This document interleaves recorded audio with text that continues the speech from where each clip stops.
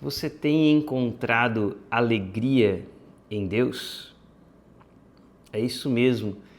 É possível nós encontrarmos alegria verdadeira em Deus. Embora isso hoje pareça algo tão distante, tão subjetivo para uma humanidade que busca alegria, que busca realização em tudo aquilo que o mundo oferece. As pessoas passam seus dias correndo atrás dos mais diversos objetivos, dos mais diversos alvos. E muitas vezes, para depois de alcançar esses alvos, alcançar os objetivos, perceber que aquilo não é capaz de trazer uma alegria verdadeira. É capaz de trazer uma empolgação momentânea, uma realização momentânea, mas logo que o tempo passa, o coração traz outros alvos, outros objetivos. E é como que as pessoas fossem vivendo dia após dia, correndo atrás de coisas desse mundo, mas que são incapazes de trazer uma alegria verdadeira. E essa alegria verdadeira, a palavra de Deus vai nos dizer que nós só encontramos em Deus, em Cristo Jesus. Esse salmo que eu quero te convidar aqui para estudar comigo, que é o Salmo 32, um salmo de uma beleza inexplicável. Ele finaliza nos seus versos 10 e 11 justamente falando sobre isso. No verso 11 ele vai dizer: alegrem-se no Senhor e exultem vocês que são justos. Ou seja, ele passa o salmo todo nos dizendo qual que é o caminho em que nós podemos de fato nos alegrar em Deus. Não um caminho de religiosidade vazia, mas um caminho real, onde eu de fato, se trilhar esse caminho, vou ser capaz de encontrar isso que ele termina dizendo: alegrem-se no Senhor vocês que são justos. Existem duas maneiras de eu viver essa vida. Uma delas é vivendo os meus próprios caminhos, aquilo que, de acordo com o meu entendimento, eu entendo que seja correto e eu vivo, eu trilho esse caminho. Outra maneira de vivermos essa vida é reconhecermos que nós não temos a capacidade de em nós mesmos encontrar essa alegria. Então nós nos sujeitamos a Deus e a sua palavra.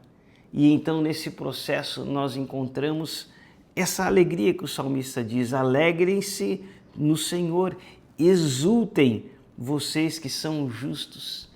E é possível, é isso que esse salmo quer nos mostrar, que é possível que nós nos alegremos de forma verdadeira e real em Deus, em sua palavra, nesse caminho que Deus estabeleceu para restaurar aquilo que em nós foi quebrado lá no Jardim do Éden, quando o homem, pecando contra Deus, ele é separado de Deus.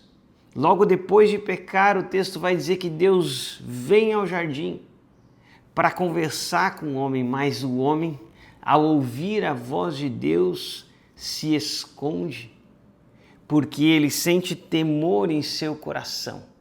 Ele sente vergonha, porque agora algo entre o homem e o seu Criador havia se quebrado por causa do pecado. E esse pecado do homem fez uma separação entre nós e o nosso Criador. E o caminho do Evangelho, o caminho da palavra, o que o Evangelho nos propõe, nos mostra, é de qual maneira esse caminho é restaurado. De qual maneira eu posso novamente, assim como Adão e Eva antes tinham, encontrar alegria em Deus, restabelecer a comunhão com Deus. Esse é o verdadeiro caminho do Evangelho, a verdadeira proposta da religião é nos religar, fazer com que nós tenhamos de fato novamente alegria em Deus. Se você vive hoje alguma religião, mesmo a religião cristã, se você hoje participa de alguma comunidade, algum grupo cristão, mas você olha para o seu dia a dia e você não sente alegria em Deus, isso que o salmista está falando, essa exultação em Deus, em caminhar com Deus, em ouvir a voz de Deus e sentir o seu coração se enchendo de entusiasmo, de exultação por Deus e pela presença de Deus. É porque você, embora esteja vivendo algo, mas você está vivendo apenas uma religiosidade vazia. Porque quando você realmente é religado com Deus, você vai experimentar o que o salmista está dizendo. Aqui no versículo 11, alegre-se no Senhor, exulte você que é justo. Se você realmente tem experimentado o que é ser feito justo diante de Deus, o seu coração vai experimentar verdadeira alegria. E não é uma alegria atrelada às circunstâncias dessa vida. É uma alegria que está atrelada àquilo que as Escrituras mostram que Deus fez em nosso favor. Essa é a beleza do Salmo 32. Nós vamos caminhar aqui, você vai ver, você vai perceber que a alegria do justo, ela está baseada justamente nisso, naquilo que Deus fez, no entendimento do que Deus fez por nós. Por isso ele vai dizer que é isso que nos diferencia do ímpio. Quando no verso 10 ele diz assim, olha, muitas são as dores dos ímpios, mas a bondade do Senhor protege quem nele confia. E aí segue dizendo, alegrem-se no Senhor, exultem vocês que são justos. Cantem de alegria todos vocês que são retos de coração. E o que diferencia esse ímpio e esse justo que o salmista termina falando? Existe alguém que sofre muitas dores, como diz o salmista, que é o ímpio. Mas existe aquele que é chamado de justo, que se alegra no Senhor. E o que o Salmo aqui nos mostra? De qual é a diferença entre um ímpio e um justo? Porque, como eu disse para você, é possível que alguém que se pense cristão esteja vivendo como um ímpio. Ele ama as mesmas coisas que o ímpio ama. Ele busca no mundo as mesmas coisas do ímpio. O seu coração encontra alegria nas mesmas coisas do ímpio. Ou seja, na prática, nada o diferencia. É apenas a diferença do que ele se declara. Ele se declara um cristão, mas, no entanto, o seu coração não encontrou essa alegria que o salmista está falando em Deus. E ele ainda, como um ímpio, busca alegria nas coisas do mundo. O seu tempo, o seu coração está voltado para as coisas do mundo. E justamente o que nós vamos ver aqui no Salmo, que eu quero que você entenda, se você está percebendo isso, se você percebe que hoje o seu coração, embora você se declare cristão, que o seu coração não encontra alegria em Deus, que você não consegue encontrar prazer em meditar na palavra de Deus, em dobrar seus joelhos e orar. Se você tem percebido isso, se você tem percebido que tem vivido uma religião vazia, esse salmo é para você. Essa caminhada, essa jornada aqui dentro desse salmo é para você. É só isso que eu quero te convidar. A que você perceba que existe uma alegria, uma restauração de relacionamento para ser vivida com Deus, e é isso que as Escrituras nos apresentam, é isso que a palavra de Deus nos apresenta. Quando nós vemos aqui nesse Salmo 32, eu quero te convidar a ler os versos 3 e 4, para a gente ver qual que é o primeiro passo desse caminho que Deus propõe àquele que é o justo, aquele que deseja encontrar alegria em Deus. E aqui a gente encontra a situação de todo ser humano no verso 3 e no verso 4 do Salmo. Veja só o que ele diz. Enquanto eu mantinha escondidos os meus pecados, o meu corpo definhava de tanto gemer. Pois dia e noite a tua mão pesava sobre mim. Minhas forças foram se esgotando como o tempo de seca. Então, nesses dois versos aqui, Davi vai falar sobre a culpa do pecado. Aqui, Davi está reconhecendo a culpa do seu pecado. Davi está percebendo o quão terrível é estar consciente de quão pecador nós somos. E essa consciência é a essência do Evangelho. Nós precisamos ter essa consciência do pecado. Porque sem tal consciência, sem a percepção de quão pecadores nós somos, é impossível que venha em nós o arrependimento. É impossível que nós entendamos a nossa necessidade de um Salvador.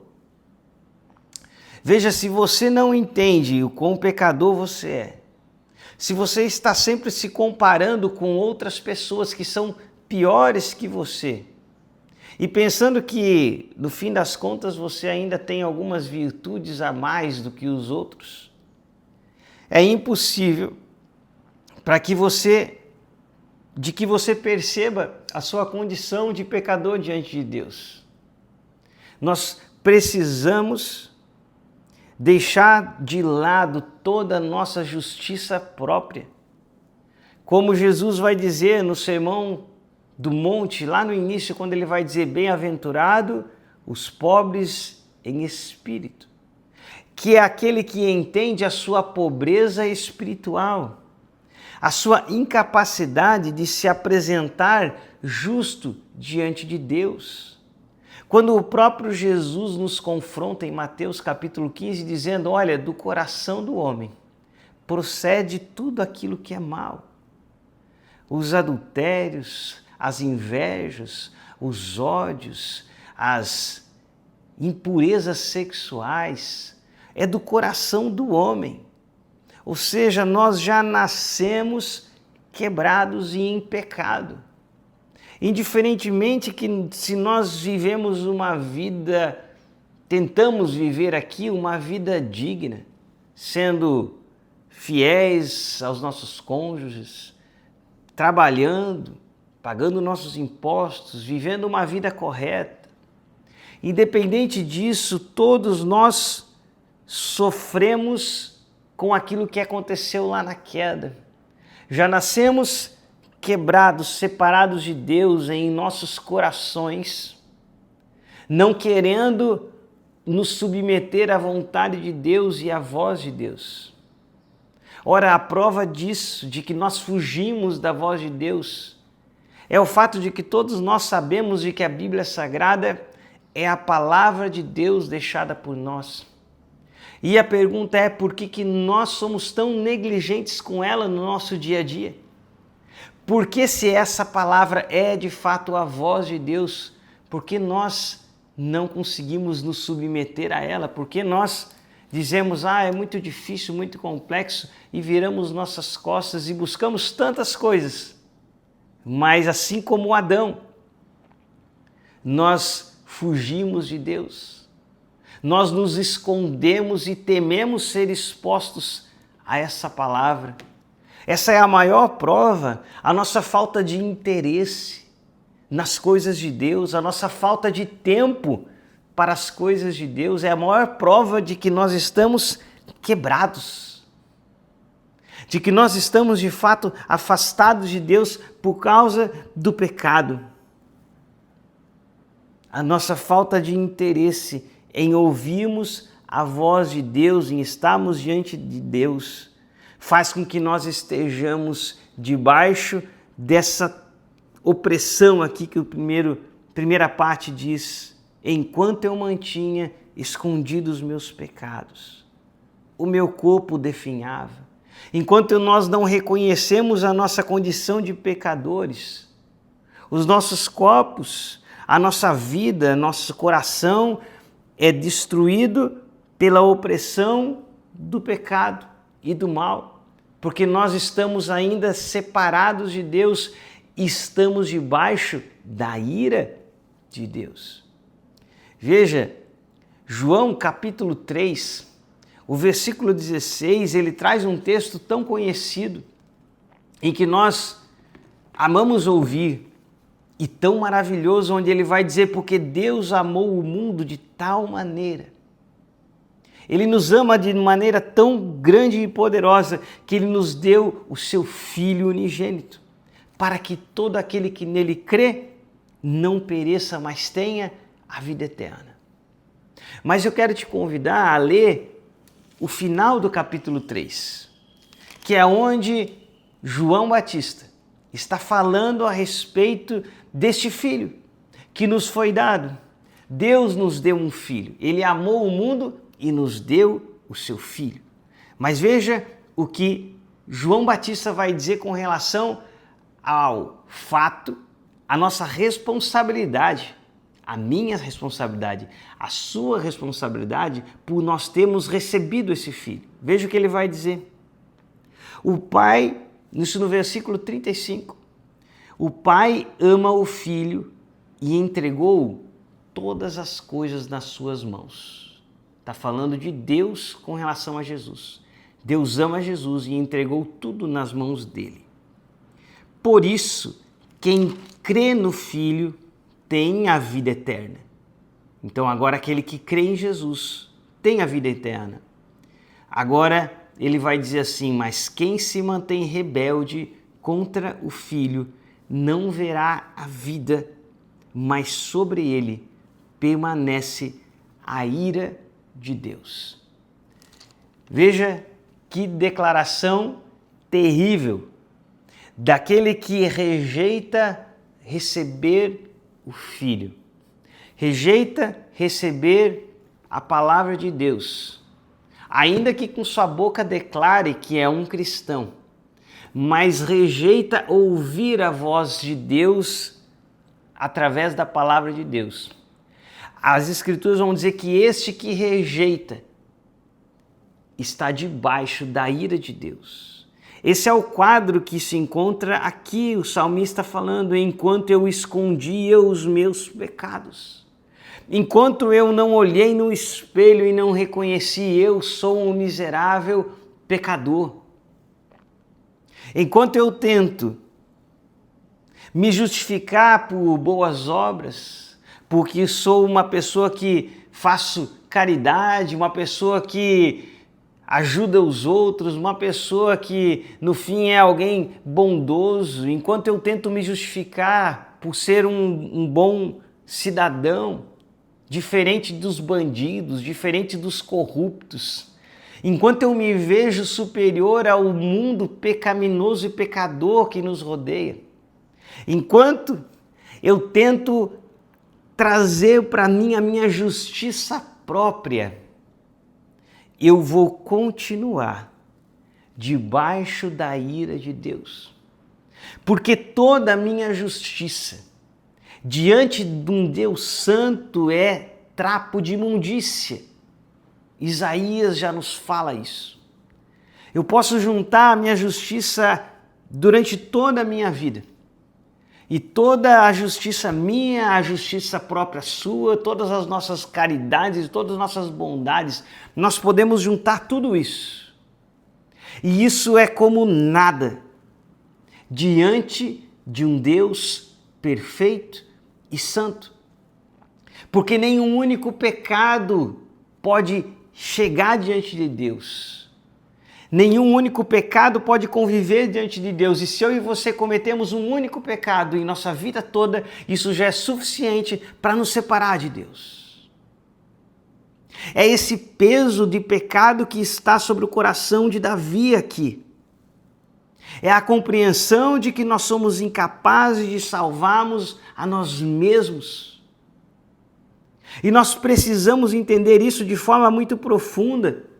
Porque é impossível passarmos por passo 2 desse caminho que o salmista nos propõe, enquanto de fato não entendemos que somos miseráveis pecadores. Enquanto nós não dobrarmos nossos joelhos e gemer diante de Deus, diante da culpa do nosso pecado. Enquanto não entendemos a nossa miséria, enquanto não chorarmos as nossas transgressões que pregaram o Cristo na cruz. Enquanto olhamos para o Jesus crucificado e não entendemos que o crucificou, que o prendeu naquela cruz foram as minhas iniquidades. Enquanto eu não entender isso de maneira real e profunda, é impossível eu seguir para o segundo passo, para a segunda parte do Salmo. Mas é preciso eu entender e compreender a minha miséria. Porque é para isso que o Espírito Santo veio. Quando Jesus fala lá no Evangelho de João, no capítulo 16, ele diz, olha, eu vou para o Pai, mas eu vou enviar para vocês o Espírito Santo. E Jesus explica qual que seria a função do Espírito Santo. E a função do Espírito Santo, ele diz, é convencer o homem do pecado, da justiça e do juízo. Veja qual foi a primeira função: convencer o homem do pecado. Nós precisamos ser convencidos da nossa pecaminosidade, da nossa total depravação e do nosso total afastamento de Deus.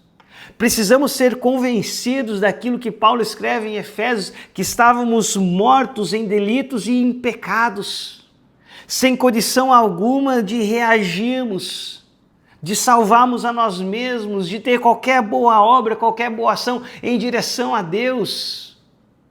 Enquanto nós não entendemos isso, é impossível que o resto do Evangelho tenha efeito em nós. Porque a primeira mensagem do Evangelho, a primeira mensagem de Jesus é: arrependei-vos. A pregação de Jesus começa exatamente assim em Mateus. E ele começou a pregar e o texto diz, e Jesus falou, arrependei-vos.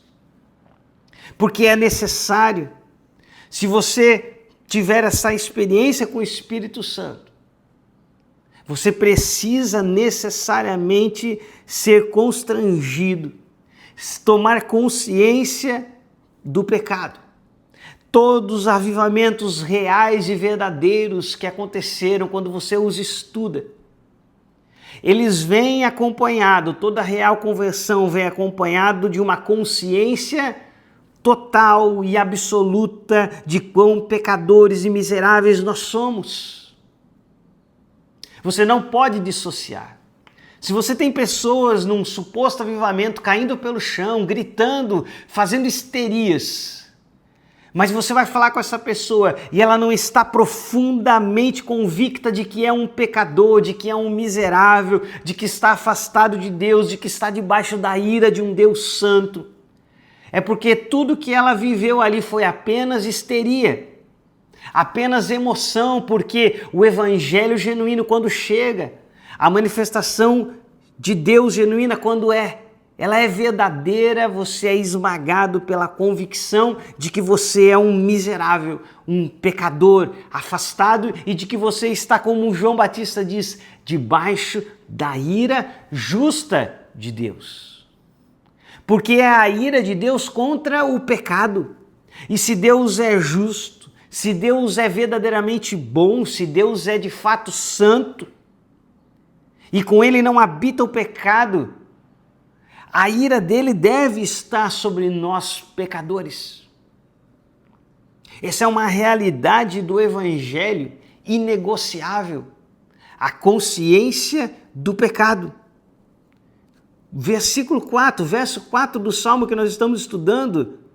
Pois dia e noite a tua mão pesava sobre mim.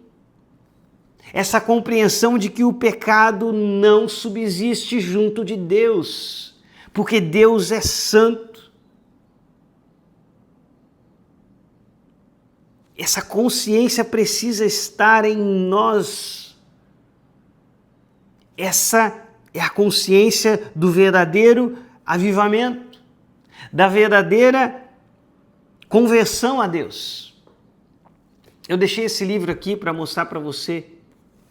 Um livro que foi publicado por Jonathan Edwards, mas é o diário da vida de David Brenner. David Brenner foi missionário entre os índios pelo século XVIII, se eu não estou enganado. Entre os índios americanos. E durante muitos meses ele caminhou e ele pregava para os índios e ele trazia a palavra e como que nada acontecia. Mas depois de uns 9 meses Deus começou a operar. Deus veio para trazer a conversão através das pregações de David Brenner.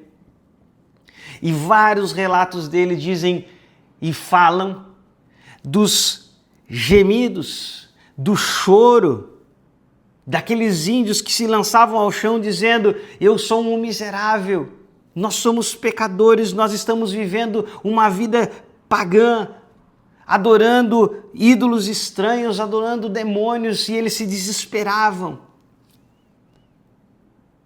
O pecado deles era trazido de uma forma real e eles ansiavam e pediam para que o David Brenner explicasse para eles o caminho da salvação, como eles poderiam ser remidos, perdoados. E isso é um avivamento real. O avivamento real precisa passar por uma consciência profunda de pecado. E isso muitas vezes não é fácil. Sermos confrontados com o nosso coração, com os nossos pecados, às vezes mais ocultos, que nós escondemos, que às vezes a sociedade nos vê como bons cidadãos, mas apenas alimentamos esses pecados aqui nas nossas mentes ou nos nossos corações. Mas é esse pecado que o Senhor nos confronta, porque é esse pecado que nos afasta do relacionamento com Deus. Nós podemos ter uma boa aparência diante da sociedade e sermos aceitos pela sociedade por vivermos essa boa aparência, mas se temos o pecado ainda em nossos corações, se alimentamos o pecado, o engano, lascívias, mentiras em nossos corações, orgulhos, apegos às coisas desse mundo, continuamos afastados de Deus. Por isso que eu comecei dizendo nesse vídeo, se você está cansado de viver algo apenas religioso e você quer se alegrar em Deus, esse é o caminho. Mas não é um caminho fácil. Por isso que Jesus vai dizer em Mateus capítulo 7 que existem 2 caminhos. E um dos caminhos possui uma porta bem larga, possui uma estrada bem ampla. E o final desse caminho é a perdição, mas ele é fácil de ser percorrido. Você pode percorrer ele se declarando um cristão e vivendo de qualquer maneira, vivendo para você, vivendo para os teus desejos, vivendo para os teus prazeres, buscando os teus próprios interesses e desprezando completamente o reino de Deus. Mas esse caminho é largo, esse caminho é fácil, ele não exige de você negação nenhuma. Mas existe um outro caminho. Jesus vai dizer que esse caminho ele tem uma porta estreita, que é ele mesmo. E tem um caminho que é bem estreito, e ele diz que ele é esse caminho. Só que o fim dessa porta, desse caminho estreito, que vem com um convite dizendo, se você quer seguir, quer entrar por esse caminho, negue-se a si mesmo. O que é negar a si mesmo? Por que é preciso negar a mim mesmo? Porque em mim não existe nada de bom. É essa percepção do salmista.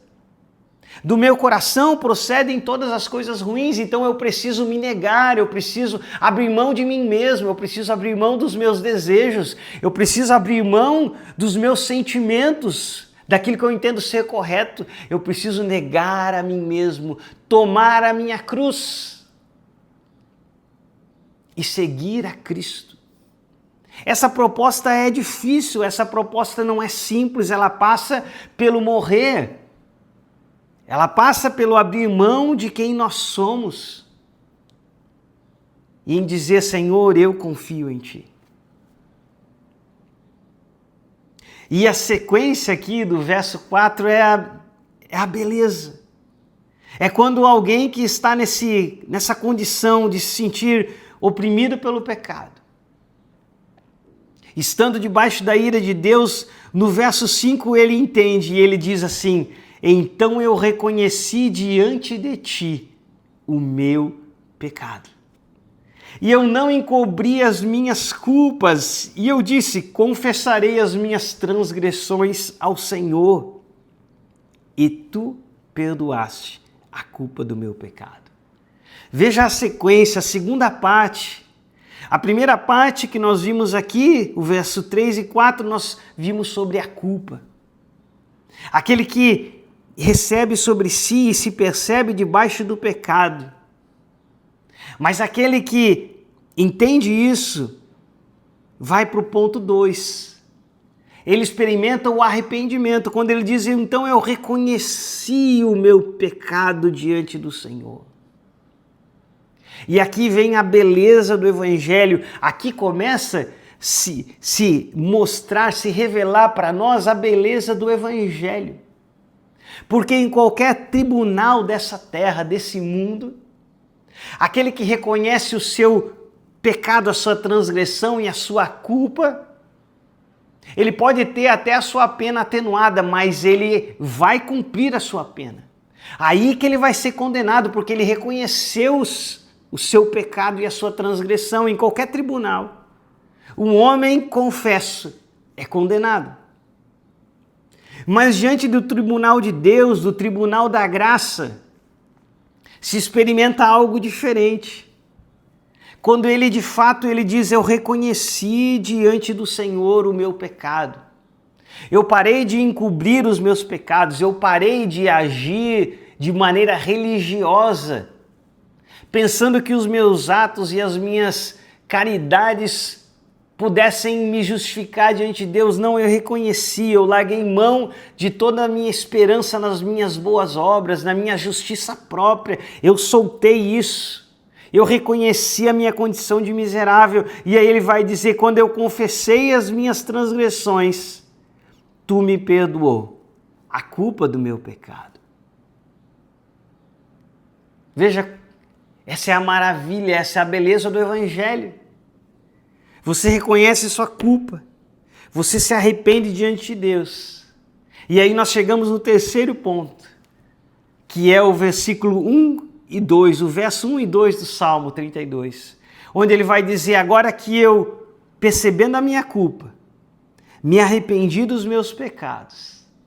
Aí ele vai dizer no versículo 1, como é feliz aquele que tem a sua transgressão perdoada, o seu pecado apagado.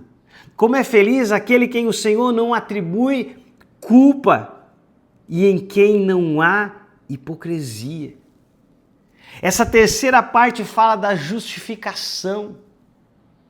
Nós vimos a primeira parte que fala da consciência de culpa.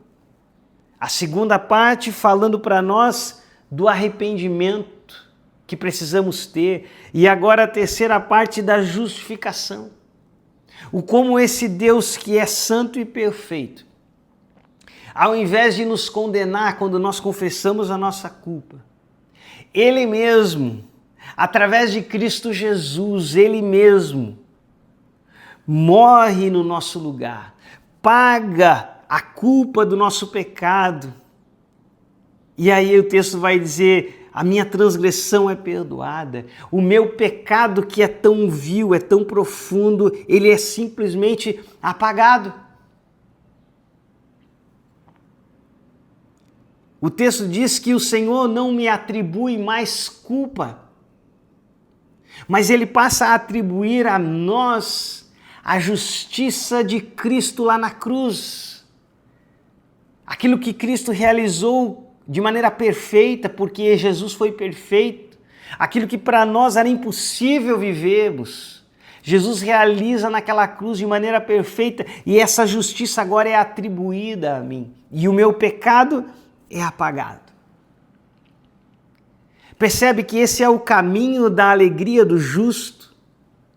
Veja que aqui ele não está falando em momento algum sobre porque o justo, diferente do ímpio, prospera financeiramente, não passa por doenças porque ele determina e tudo sai. Percebe que não é isso que o salmista está falando? O que diferencia o justo do ímpio é esse caminho. É o reconhecimento do seu pecado, enquanto o ímpio está lá vivendo, usufruindo do pecado e de maneira natural, sem se sentir mal, falando palavras torpes, desfrutando de todo o entretenimento desse mundo, vivendo em pecado, tranquilamente. Enquanto o ímpio está lá na lama, o justo tem o privilégio de ter sido constrangido pelo Espírito Santo e ter percebido o seu pecado, ter compreendido a justiça de Deus e o julgamento que há de vir. Essa é a alegria do justo. Não tem a ver com as condições aqui dessa terra. A alegria do justo, o caminho que Deus oferece para o justo é perceber o seu pecado, é trazer ao coração do justo o arrependimento por esses pecados e justificá-lo por seu sangue na cruz, por sua obra, por aquilo que Romanos vai dizer de que Deus estava em Cristo Jesus reconciliando consigo o mundo. A justiça de Deus. Essa é a alegria do justo. Esse é o caminho que o justo trilha. É perceber seu pecado. É se arrepender profundamente, é chorar diante de Deus o seu pecado, a sua miséria. E se entender agora justificado pelaquilo que Deus fez em Cristo na cruz. Veja a beleza do caminho do justo. Então nós temos a culpa, o arrependimento, a justificação. E não para por aí. O Evangelho tem coisas muito mais maravilhosas para nós ainda. Agora é justificado. Olha o que ele vai dizer no versículo 6. Portanto, que todos os que são fiéis orem a ti, enquanto podes ser encontrado. Veja a beleza disso. Agora, aquele que é fiel, aquele que foi tornado justo diante de Deus, ele tem uma vida para ser vivida em oração, em intimidade.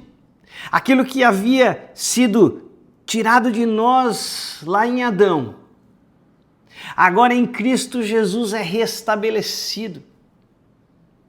E de maneira muito mais poderosa, porque agora o Espírito Santo de Deus habita em nós. Quando nós cremos, nós somos selados com o Espírito Santo e ele habita em nós. E ele vai dizer agora, vocês que são fiéis, orem ao Senhor. E o que é orar se não conversar com Deus? Desfrutem dessa intimidade enquanto ele pode ser encontrado. E o texto diz, quando as muitas águas se levantarem, elas não os atingirão. Lembra, ainda que eu ande pelo vale da sombra e da morte, ainda que eu enfrente as dores e as dificuldades agora dessa vida, mas agora eu estou em Cristo e eu tenho Cristo para caminhar comigo. O verso 7, tu és o meu abrigo, tu me preservarás das angústias e me cercarás de canções de livramento. Esse é o convite do salmista.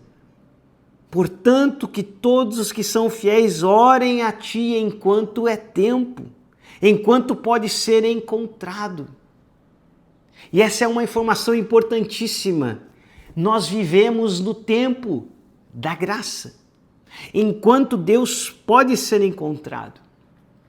Existe um eco desse texto aqui, lá em Isaías, porque é o mesmo autor, o Espírito Santo é o mesmo autor de todas as Escrituras. Então, lá em Isaías 55, no versículo 6, nós temos o eco dessas palavras de Davi, onde Isaías vai dizer assim, busquem o Senhor enquanto é possível achá-lo. Clamem por ele enquanto ele está perto. Eu e você vivemos nesse tempo precioso, embora vivamos num mundo tão caído, tão pecaminoso, vivemos no tempo da graça, enquanto Deus pode ser achado, enquanto Deus pode ser encontrado, e ele diz, busquem, clame pelo Senhor enquanto é tempo. Aqui Isaías 55 é belíssimo, depois você pode parar e ler. Mas ele começa dizendo, Isaías 55, versículo 1, venham todos vocês que estão com sede. Por isso eu comecei esse texto dizendo, você que deseja se alegrar no Senhor. Você que está cansado de religião vazia, de se declarar um cristão, mas não encontrar alegria em Deus e na sua palavra. Veja o convite, você que está com sede, venha às águas. E você que não possui dinheiro algum, não nos custa nada. O Evangelho é de graça. Venha, compra e coma. Venha, compra o vinho e o leite sem dinheiro e sem custo. E ele vai dizer assim, olha, por que gastar dinheiro naquilo que não é pão? E o seu trabalho naquilo que não satisfaz? Por que gastamos tanto tempo em coisas vãs? Por que gastamos horas e horas do nosso dia buscando coisas que a gente vê que não nos satisfazem, que não nos trazem uma alegria verdadeira, que no outro dia o seu coração continua vazio? As aflições estão lá, as angústias permanecem lá e você pensa que na próxima série, que na próxima conquista, você vai então sim satisfazer e você vive atrás disso. E seu coração sempre angustiado, a sua alma sempre buscando algo, porque aquilo que nós precisamos está em Cristo, em Deus e na sua palavra. E ele diz, por que gastamos dinheiro, por que gastamos nosso tempo em tudo aquilo que não nos satisfaz? E ele diz, escutem, escutem, veja o apelo das Escrituras, coma o que é bom, e a alma de vocês se deliciará com a mais fina refeição. Deem-me ouvidos e venham a mim, ouçam-me para que a sua alma viva. Porque nós insistimos em não vir a Ele, em não estarmos mergulhados, em não encontrarmos a intimidade, porque esse é o tempo, busque o Senhor enquanto é possível achá-lo. Esse é o grande alerta do Salmo. Busque ao Senhor, tenha sede dessa palavra, se dedique, se debruce, porque essa palavra, ela se revela àqueles que o buscam de todo o coração. Não é uma simples leitura, não é uma leitura anual que vai resolver o seu problema. Ele está falando de busca, ele está falando de meditação, ele está falando de se debruçar sobre o texto e ler e clamar ao Espírito Santo e orar sobre o texto, em viver, em pedir, Senhor, fala, revela-te. Façamos isso enquanto é tempo. Veja o que Charles Spurgeon diz sobre isso. Veja esse livro, como eu digo para você, é tempo. Quando eu leio as Escrituras e busco ler junto com pessoas que já caminharam por esses lugares. Se Charles Spurgeon comenta esses salmos que eu estudo, e veja o que ele diz sobre esse versículo 6. Ele diz assim: há contudo um tempo estabelecido para a oração, e fora dele ela será ineficaz. Entre o tempo do pecado, ou seja, o tempo em que Adão e Eva pecaram e condenaram toda a humanidade ao pecado, e o dia da punição, que é o dia do julgamento de todos os homens diante de Deus. Olha que Spurgeon diz: entre esse período, entre o pecado e o dia da punição, a misericórdia rege a hora e Deus pode ser encontrado. Eu e você vivemos nesse tempo, o tempo da misericórdia, o tempo em que Deus pode ser encontrado. E ele diz: mas, uma vez que a sentença for proferida, a súplica será inútil, pois o Senhor não será mais encontrado pela alma condenada.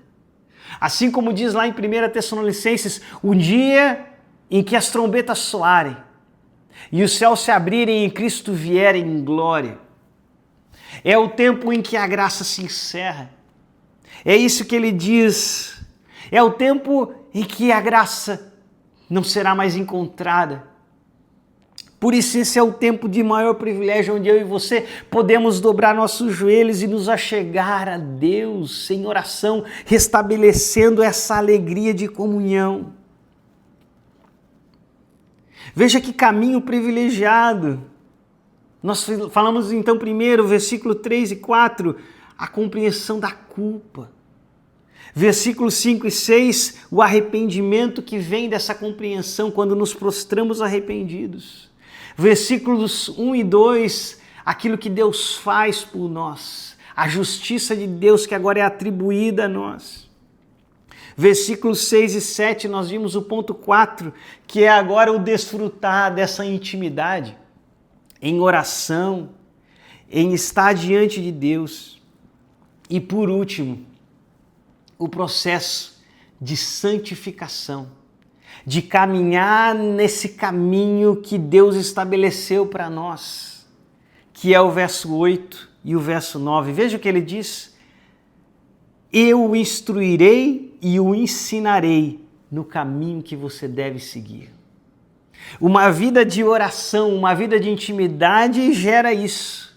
Agora eu passo a ser instruído, eu passo a ser ensinado por Deus no caminho que eu devo seguir. E ele diz assim, olha, eu o aconselharei e cuidarei de você.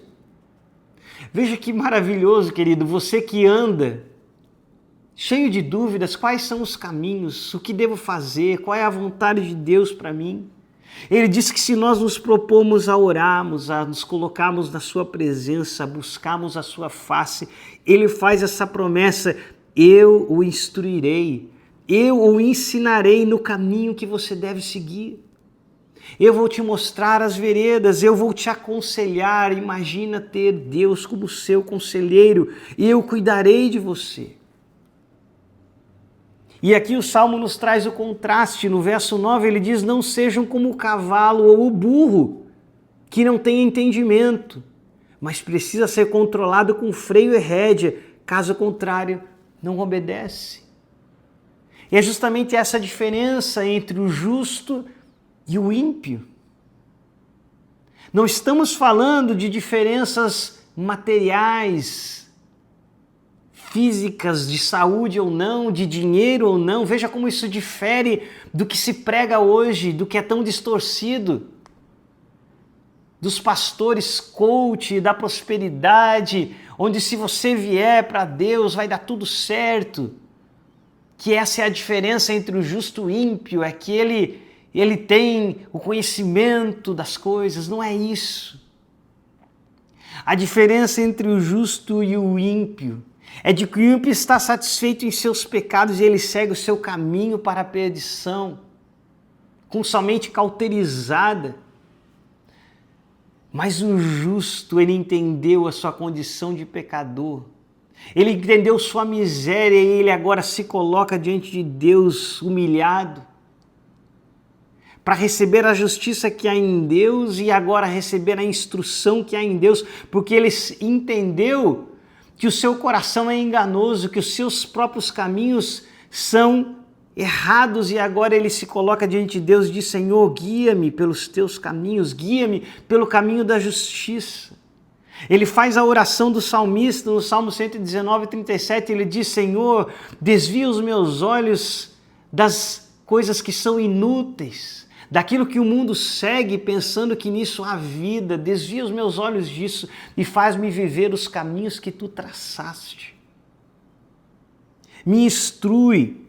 O caminho do justo é esse. Ele agora tem prazer na lei do Senhor e nela medita de dia e de noite, porque ele sabe que se tirar os olhos dessa lei, o que sobra é o que procede do seu coração, que são as trevas.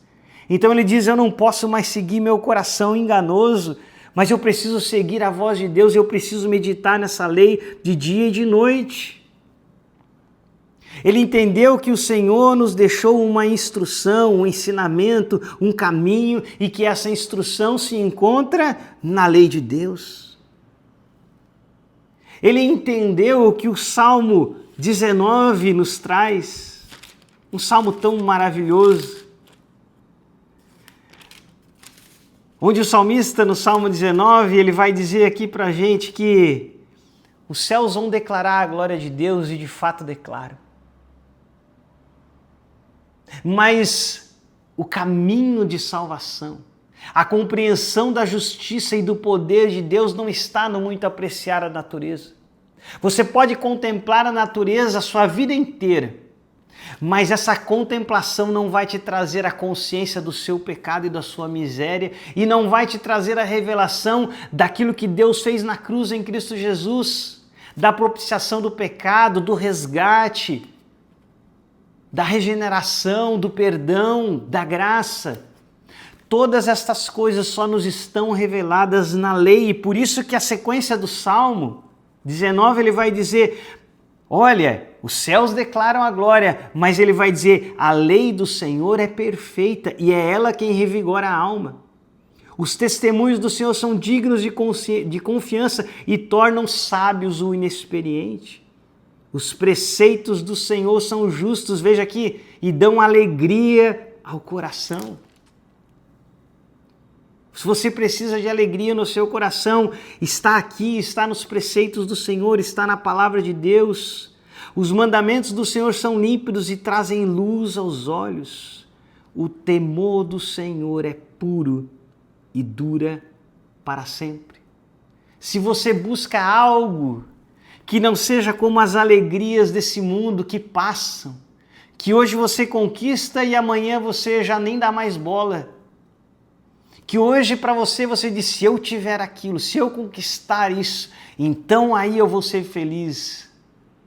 E quando você conquista, lá vem a tristeza, porque nada nesse mundo satisfaz, mas ele diz que o temor do Senhor é puro e dura para sempre. O que é o temor do Senhor? O temor do Senhor é essa reverência diante de um Deus santo. Saber que esse Deus tem tudo o que eu preciso, porque só Ele é santo e só Ele é capaz de me justificar e me submeter a Ele. Temor à sua verdade e à sua palavra. E ele diz: as ordenanças do Senhor são verdadeiras, são todas elas justas, são mais desejáveis do que o ouro puro, são mais doces do que o mel, do que as gotas do favo. Querido, esse é o caminho do justo. Veja quão diferente esse caminho é do caminho do ímpio, que se satisfaz com a sua vida e com o caminho que segue, de que nem mesmo percebe que está debaixo da ira de um Deus santo, mas vive sem a consciência do pecado. Mas o justo pode se alegrar, como diz o verso 11, ele se alegra, ele exulta em Deus. Não é uma alegria como a do mundo, é uma exultação. Ele canta de alegria, porque ele entende esse caminho que o salmista traça, ele entende que ele é miserável, ele entende que as suas iniquidades são incontáveis. E quanto mais ele se aproxima de Deus, mais ele percebe o quão perdido e quão pecador ele é. Mas também, conforme ele se aproxima de Deus, mais ele experimenta dessa graça que, em vez de condená-lo, o perdoa. Que, em vez de apontar o seu pecado, esmagar, apagar o paviozinho que fumega, a cana quebrada, ele não é esse Deus, mas quanto mais ele se aproxima, mais ele desfruta da graça. Mas ele percebe o amor perdoador de Deus, que afasta de nós as nossas transgressões, que apaga as nossas culpas, e que agora essa graça poderosa não nos larga e não nos deixa numa vida de pecado, de conformidade com o pecado de maneira alguma. Pois aqueles que morreram para o pecado, como pois viverão no pecado. Mas agora aqueles constrangidos por um Cristo que morreu, visto que um morreu por todos, logo todos morreram, e encontram esse caminho que o salmista diz de intimidade. Agora eu entendo que esse tempo que me resta aqui na terra é o tempo perfeito para orar, para me aproximar da sua palavra, para usufruir de intimidade com Ele, para me deleitar nas Escrituras, para permitir que essa palavra me transforme.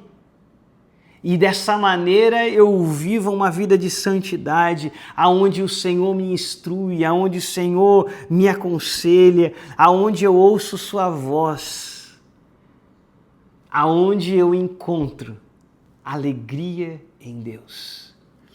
Querido, é isso que eu queria compartilhar com você. É isso que eu usufruí nas últimas, talvez, 2 semanas em que o Senhor me trouxe para o Salmo 32. E aonde eu pude ser alegrado, instruído, ensinado por Deus através da sua palavra.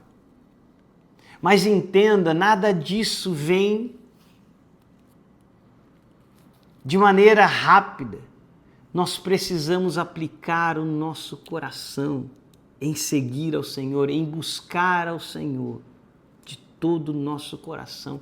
Quando você fizer isso, buscar ao Senhor de todo o seu coração, esteja certo, porque essa é a promessa de Deus, você o encontrará.